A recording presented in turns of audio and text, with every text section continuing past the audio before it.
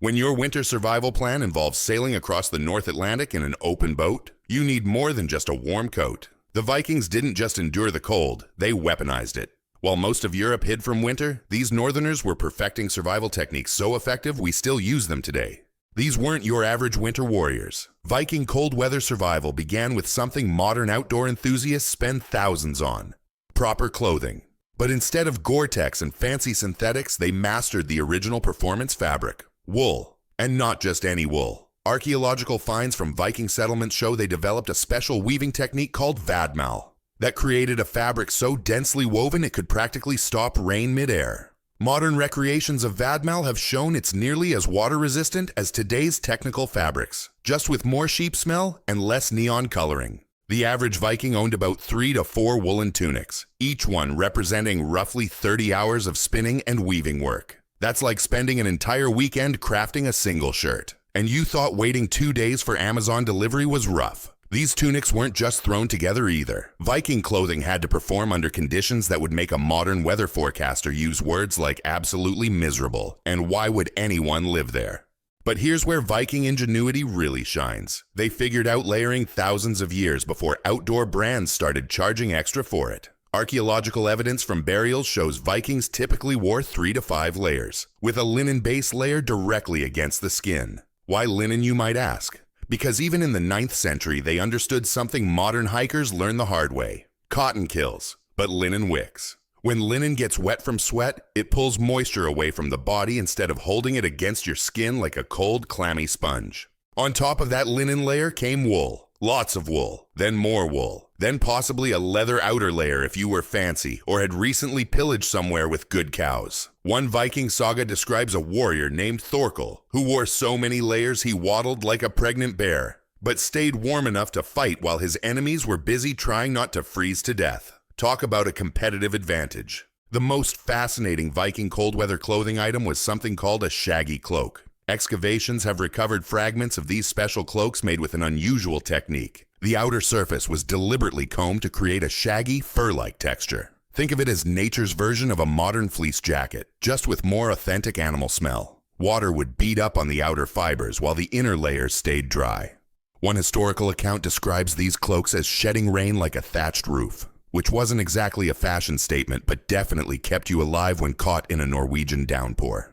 Viking hats were nothing like the horned helmets Hollywood loves to show. Sorry to disappoint, but those horn things would have been the worst winter headgear imaginable. Basically metal ice conductors strapped to your head. Real Viking winter hats were more like what your grandma might knit you for Christmas, except less ugly sweater patterns and more practical wool. They created fitted caps that covered the ears and could be tucked into a cloak, forming a seal against wind that would impress modern mountaineers. The prize for most ingenious winter clothing goes to Viking mittens. They stumbled onto a principle that Arctic researchers only scientifically confirmed centuries later. Mittens keep your hands significantly warmer than gloves. By keeping fingers together, the combined body heat creates a warming effect that separated fingers can't match. Viking mittens were often lined with animal fur and sewn with the fur facing inward, creating tiny insulated hand caves. Some excavated mittens even show evidence of being waterproofed with animal fat, creating what was essentially the world's first Gore-Tex glove, just smellier and with more authentic Viking funk. But staying warm wasn't just about what you wore, it was about where you slept. Viking longhouses might look rustic to our modern eyes, but they were actually engineering marvels designed specifically for cold weather survival. Think of them as the original passive houses, just with more axes on the walls. Unlike medieval houses that often had a fire pit in the middle of the room, filling the place with smoke and making everyone's eyes water like they're watching the end of Titanic, Vikings developed a relatively sophisticated central hearth system. Archaeological excavations show these hearths were built with stone surrounds and strategically placed to distribute heat throughout the structure. Many had built-in cooking cranes that could swing heavy pots over or away from the fire, like a medieval version of an adjustable stovetop. The real genius was in the construction of the longhouse itself. Vikings built what engineers today might call a thermally efficient envelope, or what normal people would call a house that doesn't let all the heat escape because that would be stupid when it's freezing outside. They used a technique of overlapping wooden planks called weatherboarding that created a surprisingly effective barrier against wind. Modern reconstructions of Viking houses have shown they could maintain interior temperatures up to 30 degrees warmer than the outside with just a modest central fire. The roof design was particularly clever. Instead of just throwing some thatch up there and hoping for the best, Viking roofs had multiple layers. Wooden supports, crossbeams, a layer of birch bark, which is naturally water resistant, and then sod on top. The sod layer was brilliant. It provided heavy insulation while the living grass and roots created a naturally renewing barrier against leaks. Plus, when summer came around, your roof bloomed with wildflowers. How's that for curb appeal? Modern green roof designers would be impressed, though homeowners associations would probably still send passive-aggressive letters about lawn maintenance. Vikings didn't just accept the cold as inevitable. They actively fought back with whatever they had on hand, including their animals. Excavations of Viking farmsteads show that livestock often shared the longhouse with humans during the coldest months. One end of the building would be partitioned off for animals, with cattle and sheep becoming reluctant roommates during winter storms. This wasn't just because Vikings really loved their livestock's conversation skills. A single cow can generate as much heat as a small space heater running at full blast.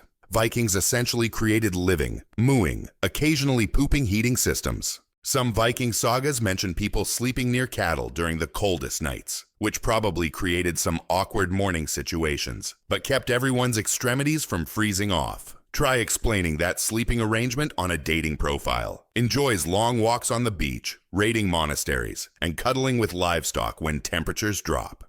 The sleeping arrangements inside these longhouses would make modern minimalists proud, though probably not for the right reasons. Excavations show evidence of sleeping platforms built along the walls, raised about a foot off the ground. These weren't private bedrooms. Think of it more like one giant communal sleeping shelf. The whole family plus servants, slaves, and occasional visitors would all sleep in this shared space, separated only by hanging textiles if you were lucky or particularly modest. Before you judge this arrangement too harshly, remember that body heat was a precious resource in the Viking world. A longhouse with 10 to 15 people sleeping in close proximity could raise the ambient temperature by about 15 degrees through body heat alone. Who needs central heating when you have a snoring uncle on one side and a drooling cousin on the other? Privacy wasn't just a luxury, it was literally cold comfort.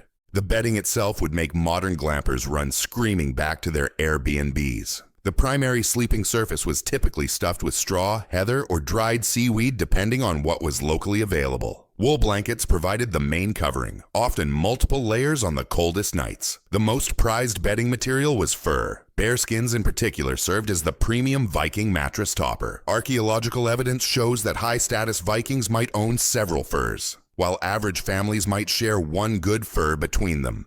One Norse saga describes a wealthy chieftain's bed as being so heavily piled with furs that he disappeared into them like a stone into a snowdrift, which was apparently the Viking equivalent of a 5-star hotel review. Meanwhile, the average Viking was just hoping their straw bedding didn't have too many mice already living in it. What Vikings ate during winter goes against every modern diet trend except maybe keto. Their winter meals would make your Instagram food posts look pretty sad, but they understood something critical about cold weather nutrition. Fat equals survival. The average Viking winter diet contained around 6,000 calories per day during the coldest months, about 3 times what most of us eat now while binge-watching Viking documentaries on our couches. Archaeological evidence from Mittens' fancy term for Viking trash piles shows they were processing and consuming enormous quantities of fat-rich foods before winter set in. Meats were not just preserved, but specifically selected for fat content. Modern nutritionists might approve of their protein intake, but would probably have concerns about their cholesterol levels. Good thing they balanced it out with all that axe-swinging cardio. The most important winter food wasn't what you might expect. Forget the image of Vikings tearing into giant turkey legs like they're at a medieval theme park. The true winter survival MVP was dried fish, particularly something called screed. Air-dried cod that could last for years without spoiling. This wasn't just convenient, it was nutritional genius. Dried cod is nearly 80% protein and contains all essential amino acids. Plus, it's lightweight and portable. The original survival food that beat modern freeze-dried camping meals by about 1,000 years. Vikings didn't waste anything edible, which led to some creative winter cooking. One traditional dish called scows was essentially throw whatever's left into the pot and boil it until it's edible. Archaeological analysis of cooking pots shows traces of meats, fish, vegetables, and various forage plants all cooked together. Gordon Ramsay would probably have some choice words, but when you're trying not to freeze or starve, food criticism isn't high on your priority list. Here's a winter cooking technique you won't see on cooking shows. Vikings would sometimes use hot stones for cooking when fuel was scarce. They'd heat rocks in a fire, then drop them directly into wooden vessels filled with ingredients and water. The stones would instantly bring the liquid to a boil without requiring a continuous fire. It was like the original energy-efficient slow cooker, just with more risk of steam burns and the occasional exploding rock. The most surprising thing about Viking winter survival wasn't their clothing or housing. It was their attitude toward the cold. Historical evidence suggests they didn't just endure winter, they actually used it to their advantage. When other European armies stopped fighting because of snow and ice, Vikings saw strategic opportunities. They conducted raids during winter months specifically because no one expected enemies to be crazy enough to travel during the coldest season. Viking ships were designed to be pulled onto beaches and carried across land if necessary, making them operational even when other ships would be trapped in frozen harbors. One account describes Vikings dragging their ships across frozen lakes in Russia, using the ice as a makeshift road system. It's like discovering your UPS driver isn't just delivering in the snow, but actually prefers it. This cold weather advantage extended to Viking sports and entertainment. When everyone else was huddled indoors, archaeological evidence shows Vikings were outside playing games on frozen lakes, skiing down hills, and generally acting like winter was just another season to enjoy. Fragments of wooden skis dating back to the Viking Age have been found throughout Scandinavia, showing sophisticated designs with fur strips attached to the bottoms for grip when climbing uphill. These weren't just for fun. They were practical transportation tools that allowed Vikings to hunt and travel efficiently across snow-covered landscapes. The Vikings' cold mastery wasn't just physical, it was psychological. Their mythology is filled with stories about ice giants and frozen realms, suggesting they had mentally framed cold not as an enemy, but as a fundamental part of their world. This mindset difference may explain why they were so successful in environments that others found intolerable. While medieval Christians might see a harsh winter as divine punishment, Vikings saw it as simply the natural state of things, something to be respected, but not feared. Perhaps the most impressive aspect of Viking winter survival was their planning capacity. Unlike modern humans who might panic buy milk and bread at the first snow forecast, Vikings prepared for winter with methodical precision. Archaeological evidence shows they constructed specialized storage buildings specifically designed to preserve food through the coldest months. These structures often had raised floors to prevent rodents from reaching the supplies and were strategically positioned to stay cool, but not freeze.